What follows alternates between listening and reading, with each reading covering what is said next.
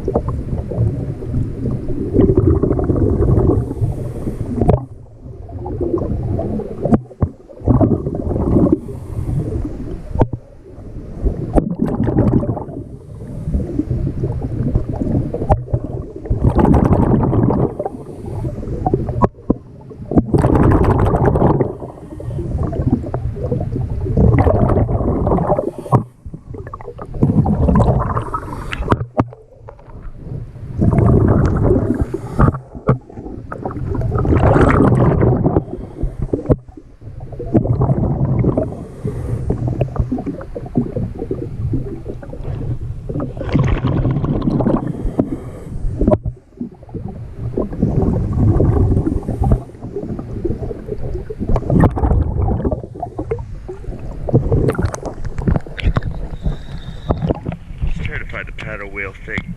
I'll show you at the end there. Clean that up good, get it spinning freely. But guess you have to trust me. DS diving, thank you very much. It's Arcosonti at Lantern Holiday for the beginning of October. And once again, there's no shaft zincs on the shaft.